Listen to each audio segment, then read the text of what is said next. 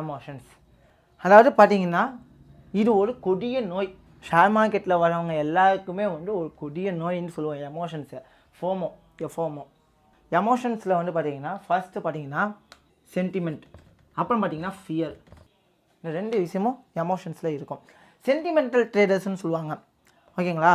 Emotions வந்து ட்ரேடில் ஒவ்வொரு trade enter ஆகும்போது எமோஷனை பேஸ் பண்ணியே ட்ரேட் பண்ணுவாங்க. ஏன்னா மார்க்கெட்டை பற்றி தெரியாது. அவங்க எமோஷனில் ட்ரேட் பண்ணுறவங்களாம் மார்க்கெட்டை பற்றி தெரியாது.